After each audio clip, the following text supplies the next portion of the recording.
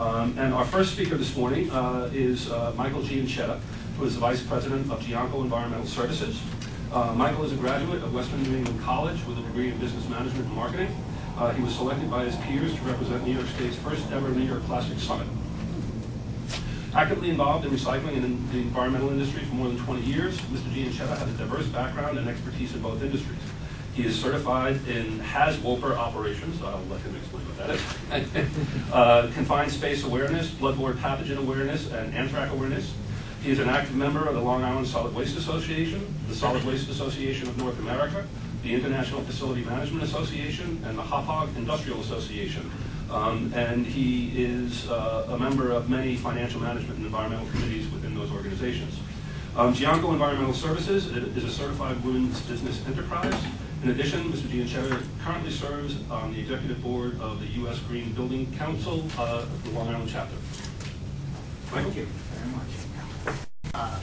Good morning. I did not prepare anything today.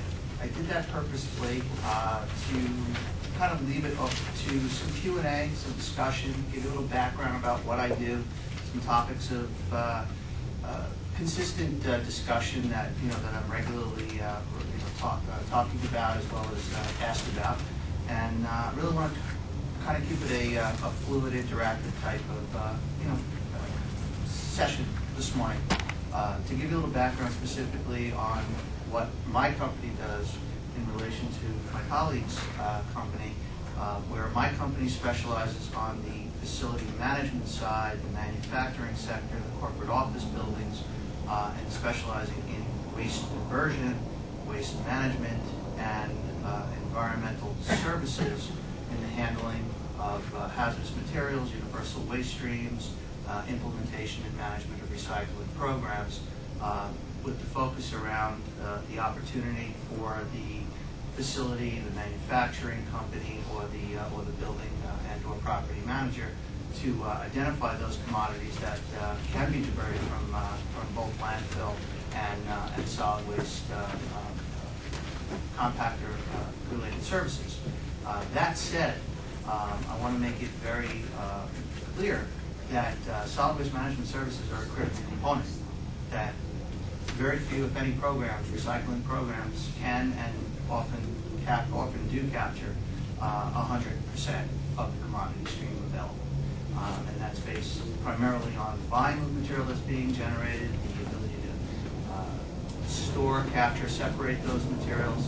As David had mentioned, the facility is a facility, and the facility has the space where all the volumes to capture and accumulate those items.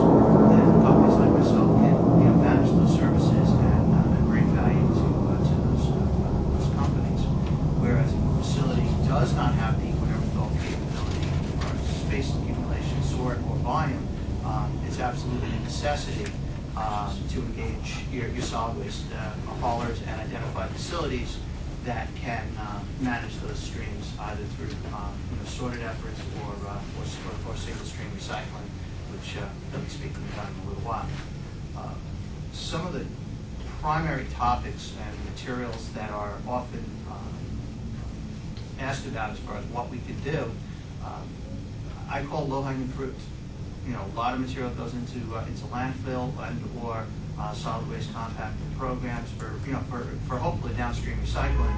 But as a net result, some of that volume is going out at an expense, as opposed to either a cost neutral or frankly a revenue generating stream, potential revenue generating stream. Excuse me. Some of those items that I call low-hanging fruit include stretch wrap, very simple recyclable item, obviously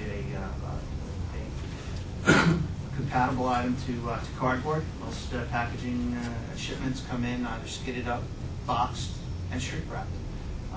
Aggressive, mature recycling programs are in place to pay for the cardboard and the packaging, but 9 out of 10 of the manufacturing or distribution centers that see these materials in truckload quantities, they give everybody a carpenter's knife, strip it, pack it, demanufacture the product on the skid, throw the cardboard in the compactor or the baler, and throw the stretch wrap in the dumpster.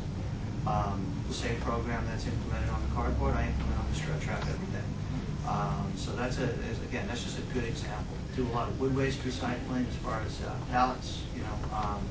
But many facilities, many companies have ongoing outlets for their the 4840 pallets, very common pallet, a rebatable pallet, volume-driven material, an excellent program, often implemented. Unfortunately, 9 out of 10 times, most facilities don't see that pallet exclusively 100% of the time. There's often broken lumber involved, odd-sized pallets, imported pallets, European materials.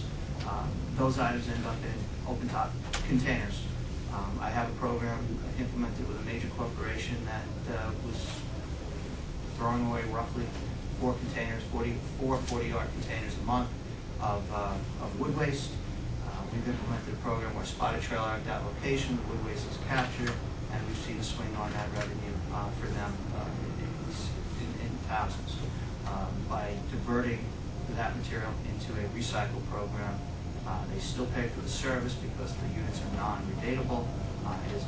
All that lumber goes into a mulch program, 100% recycled, but essentially we've taken a 4-container a week program and now take that out in a truckload a month. So they save significant money in the pulp process.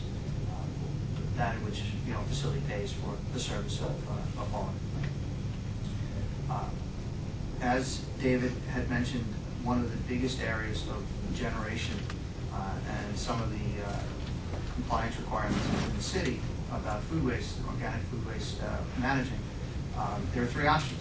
Landfill it, continue to wet waste it out, wet compactor systems, composting, which we're very familiar with, and some of the newer technology out there, which I'm actively involved in, is wastewater technology, which is an on-site process, which does have some significant benefits as compared to some of the other programs I just mentioned.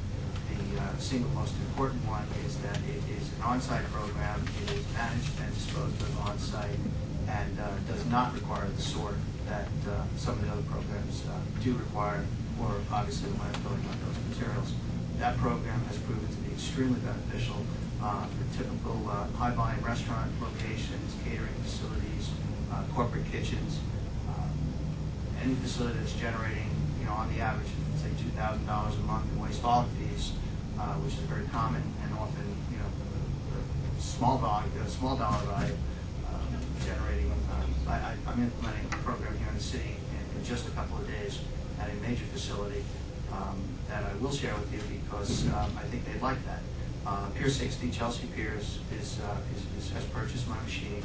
It'll be online within the next week, and where they currently have a significant pull ratio, they've recognized $30,000–$40,000 annual savings through the purchase of this equipment.